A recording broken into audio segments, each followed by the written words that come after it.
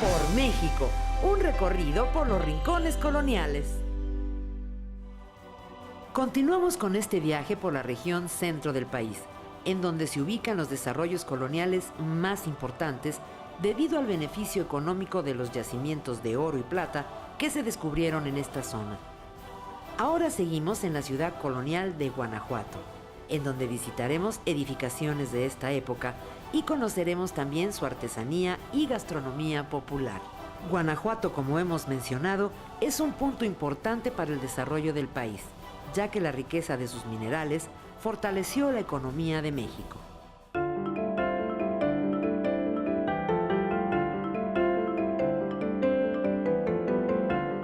Que este movimiento armado que se inicia con la expulsión de los jesuitas va íntimamente unido al movimiento de insurgencia de 40 años después de 1810.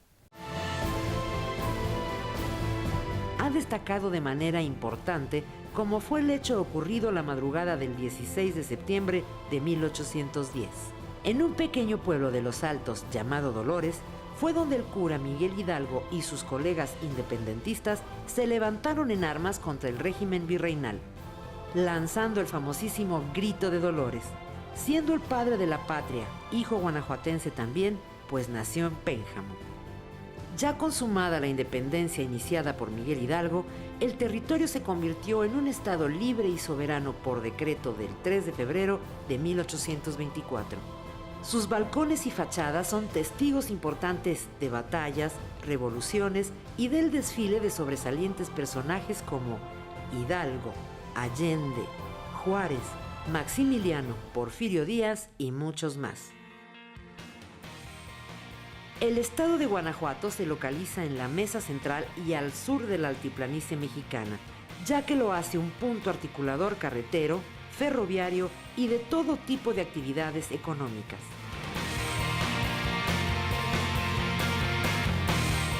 Su nombre proviene del purépecha Cuanasi Huato, que significa cerro de ranas, pues los cerros que rodean la ciudad les pareció tenían forma de ranas.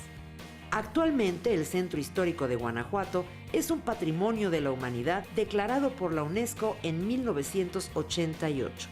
Además, recordemos que es capital cervantina de América, capital mundial del patrimonio cultural, cuna iberoamericana del Quijote, ciudad luz y sede del evento artístico más importante de Latinoamérica, el Festival Internacional Cervantino.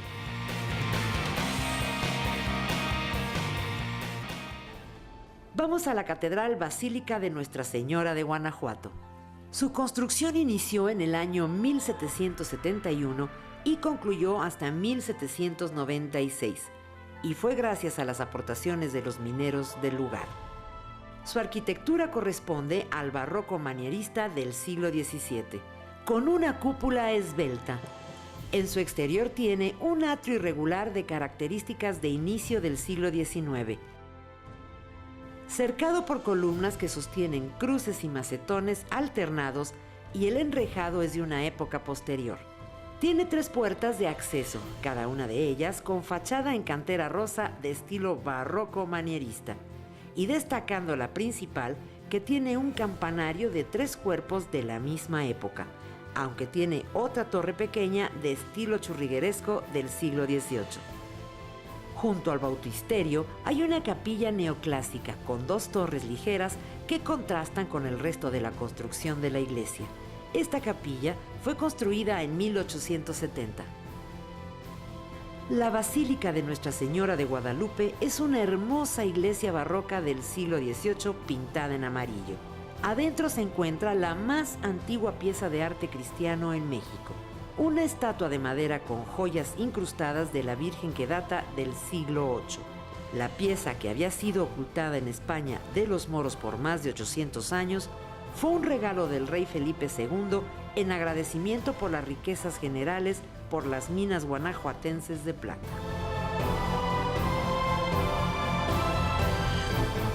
Se dice que el rey de España, viendo desde que nacieron las minas de Guanajuato para los tiempos españoles, la gran riqueza que éstas producían, le mandó como regalo a esta población una imagen de la Virgen que creo que venía advocada al Rosario, de advocación del Rosario. Es una Virgen hermosísima, una imagen muy interesante, muy bonita, que fue cambiando su nombre hasta llamarla Virgen de Guanajuato. Y que aquí, al estar asentada en Guanajuato, fue subiendo su veneración y ahora pues es la máxima señora religiosa católica de este lugar. Pues desde luego que al llegar, los españoles en Guanajuato no tenían iglesia. Ocurrían a los oficios religiosos de las capillas de los indígenas. Y entonces decidieron poner tanto la parroquia como la imagen de la Virgen, que les acababa de llegar, en la capilla de los indios tarascos. Y ahí permaneció la parroquia y la imagen por 100 y tantos años. Después se decidió, ya cuando Guanajuato estaba más consolidado, más rico, hacerle una iglesia nueva a la parroquia y a la Virgen, e hicieron lo que ahora es la Basílica de Guanajuato en la Plaza de la Paz, y trasladaron la imagen y la parroquia de allá de la capilla, que todavía existe, de los indios purépechas, a la actual basílica. Y es en esta basílica desde 1706, algo así, ¿no?, que la imagen se encuentra y que ha sido excesivamente venerada. Fuera de la Basílica de Nuestra Señora de Guanajuato está la Plaza de la Paz de Guanajuato. También es conocida como Plaza Mayor o Principal, ya que durante años aquí se ubicaron las sedes de las autoridades civiles y eclesiásticas del entonces Real de Minas de Santa Fe de Guanajuato, así como las residencias de familias opulentas. Estas construcciones constituyen una excelente muestra de la arquitectura colonial y decimonónica. La plaza, asentada sobre un terreno inclinado y desigual en forma de triángulo, se construyó en 1865 y en su centro destaca, sobre un gran pedestal de cantera verde, la Estatua de la Paz, develado por el presidente Porfirio Díaz en 1903.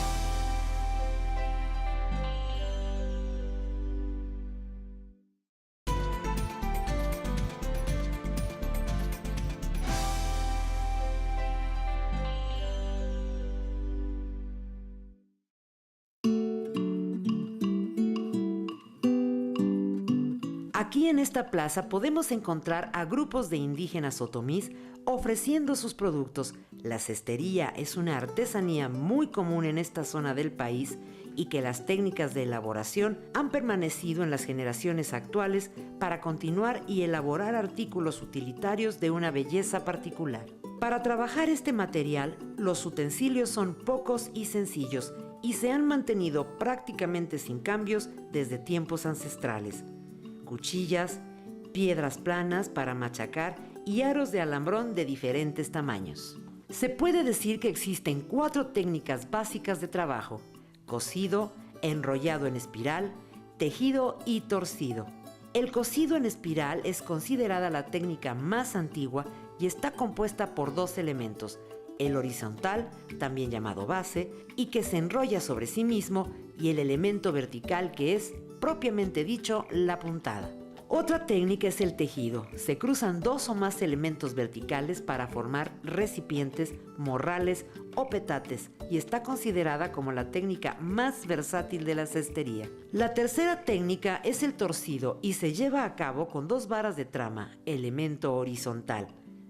El primero pasa por una vara de urdimbre, elemento vertical que forma la estructura de la pieza, mientras que el segundo elemento pasa por detrás y por arriba del primero en el frente del tejido. La cuarta es la de enrollado en espiral, que es, aparentemente, una técnica sencilla en la que un alma hecha de trillas se va forrando con hojas flexibles, y al mismo tiempo enroscándose sobre sí misma. Con esta técnica, si el tejido se hace muy justo, se puede utilizar hasta para contener líquidos, pues al hincharse la fibra se cierran las aberturas. La cestería consiste en hacer cestos, pues de muchos materiales, de popote, de tallo de trigo, de tallo de raicillas, de algo que últimamente, con de tule, algo que últimamente le damos el nombre de papiro, pero es que es otra cosa, etcétera, pues de vara, etcétera. Pues se hacían miles de cosas utilitarias, entre esas se hacían cunas para los niños, se hacían cestos para cargar cosas ligeras, medianas o muy pesadas, para el trabajo rudísimo de la mina, se usaban muchísimo tanto en las minas como en las haciendas de beneficio, y para los trabajos hogareños. Guanajuato tiene también en su gastronomía popular la elaboración de dulces típicos, y los más tradicionales son las llamadas charamuscas, que son elaboradas con especial cuidado y habilidad, pues además de elaborar el dulce, le dan forma haciendo figuras de calacas, quijotes, momias, por lo que resulta un dulce muy atractivo y único en la región. Yo me llamo Alfonso Regalado Herrera y me dedico a la fábrica de charamuscas, el dulce típico de aquí de Guanajuato. Sí, el proceso es, se pone agua a hervir con azúcar y miel de piloncillo y ácido cítrico, aproximadamente como 40 minutos. Ya después, cuando el dulce está en su punto, se vacía en una loza a hervir, como más o menos aproximadamente unos 40 minutos. Ya cuando el dulce está en su punto, lo vaciamos del cazo a una loza. Ya en la loza lo subimos a una alcayata, a un tubo que está clavado en la pared. Le damos varias vueltas y el dulce va blanqueando. Ya de ahí puede quedar hasta blanco. Entonces le dejamos este color porque es el tradicional del dulce, ¿verdad? Ya de ahí lo pasamos a la mesa y lo empezamos a trabajar, ya sea para la charamusca, trompada o las figuras de momia. La historia de este dulce, bueno, este dulce ya tiene más de 3 generaciones, ¿verdad? Y se hizo con el fin de que varias familias dependen de este dulce, dependemos de este dulce, ¿verdad? Vivimos de lo que es la charamusca, del dulce típico de Guanajuato.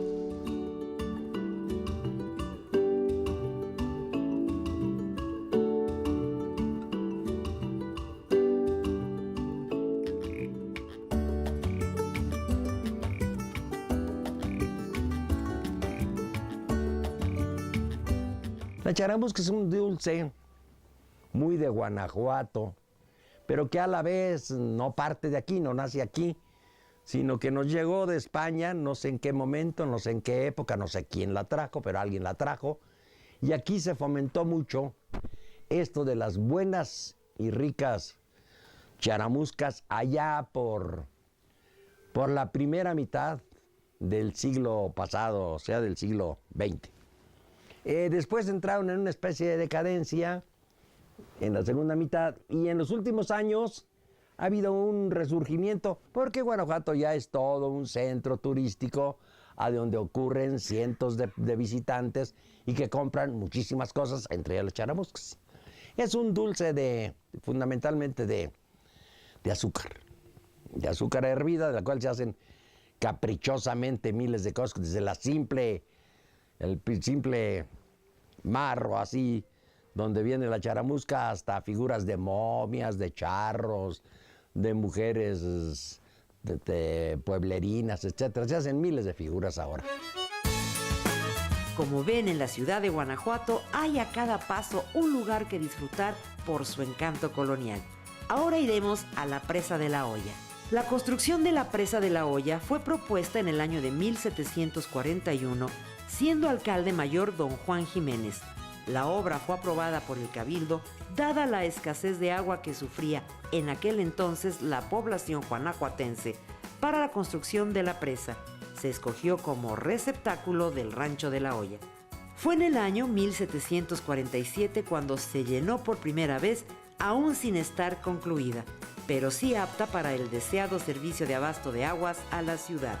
En 1749 la obra quedó terminada con 3 o 4 varas menos de como se ve actualmente. Habiendo costeado la mitad de los gastos Vicente Manuel de Sardeneta y Legazpi, primer marqués de la mina de San Juan de Rayas. Pero sabremos más de esta obra hidráulica al volver de este corte.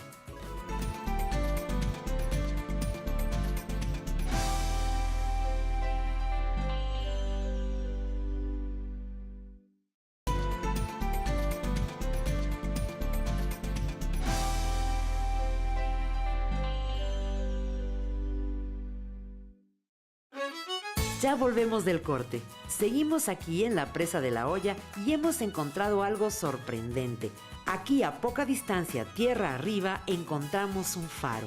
El faro de la presa de la Hoya, que fue construido por la autoridad municipal en turno en el siglo XVIII, con la intención de orientar a los arrieros que transitaban por las noches en el camino a Calderones.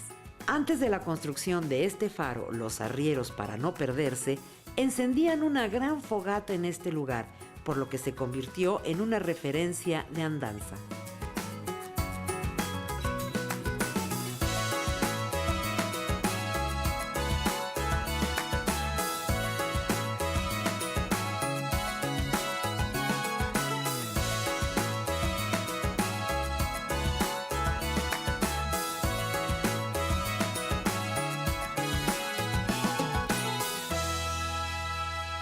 Otro lugar destacado en esta ciudad es el museo dedicado a las momias. Estos cuerpos momificados naturalmente fueron cuerpos enterrados en su mayoría durante un brote de cólera en esta ciudad en el año 1833.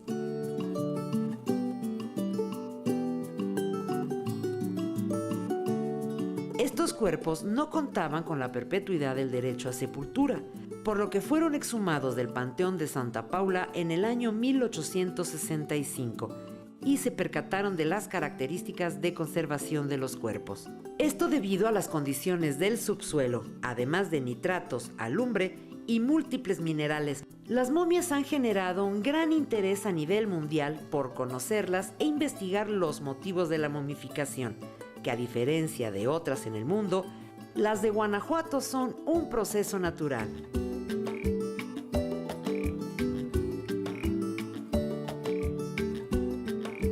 A partir de entonces llamaron poderosamente la atención, decidiendo exhibir los cuerpos, convirtiéndose este museo en un destino obligado para el viajero a esta ciudad colonial.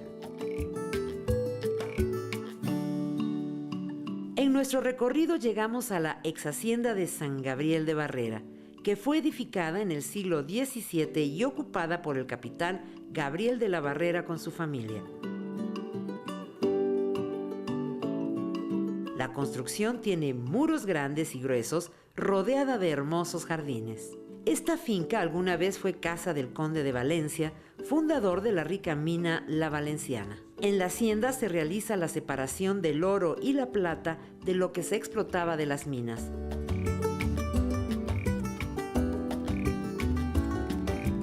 Está el lugar en donde tenía el horno de fundición, que en la actualidad es un hermoso jardín, y tenía una bodega donde se almacenaban el oro y la plata. Tiene un portón principal por donde entraban las carretas con todas las piedras que habían sacado de las minas y las llevaban a la parte de arriba de la propiedad en donde se encontraba el horno.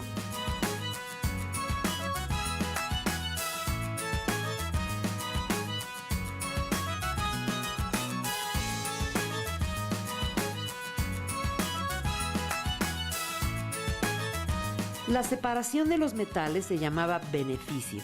La obtención del oro y la plata prácticamente era pura, ya que los esclavos solo necesitaban desprender de las rocas con sus manos. De esta manera era muy limpia la extracción, pero se fue dificultando y tuvieron que utilizar pólvora y salía el producto contaminado, por lo que tuvieron la necesidad de tener lugares para la separación, por lo que empezaron a crearse las haciendas.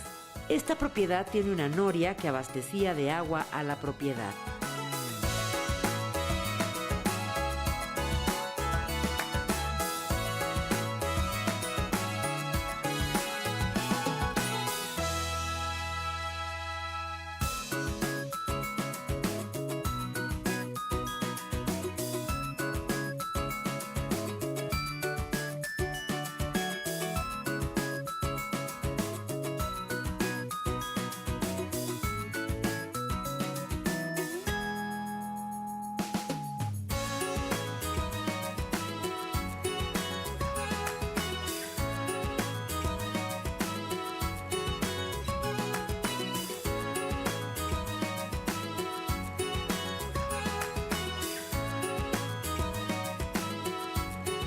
Guanajuato es una joya arquitectónica, una joya cultural de nuestro país. En esta visita a esta ciudad colonial vimos rincones entrañables que nos hacen transportarnos en el tiempo o llevarnos a un escenario de película. Un escenario que se ha formado a través de los siglos, que se ha conformado de manera natural y que en la actualidad conserva esa originalidad y herencia novohispana. Guanajuato, ciudad única que hemos recorrido y que aún guarda muchos rincones y lugares que pueden visitar, minas de gran importancia en su estructura, como su yacimiento, como lo son las minas de Rayas, la mina de Calderones, el Cubo, el Cedro, Peregrina, Peñafiel, Sirena, La Cata, Santa Ana, La Luz, entre otras, y todas con excepcional belleza colonial. También decenas de plazas, plazoletas que evocan tiempos remotos y que se conservan en buen estado, como las plazas de Baratillo, el Jardín Unión, Reforma, el Cantador, Embajadores, Florencio Antillón, entre otros. Igualmente, todos con un encanto provinciano. En este recorrido a esta ciudad colonial, fuimos al encuentro con la magia de esta tierra, con la cultura mestiza de otomís y españoles, una herencia que vivimos en la actualidad que se fusiona y es tradición. La experiencia del día de hoy en esta histórica y mágica ciudad nos deja con un encanto de seguir disfrutando de este recorrido, en donde a cada paso nos sorprende una calle, una plazuela, un edificio colonial, lugares con una calidez única que nos transportan en el tiempo y hacen un escenario de siglos atrás.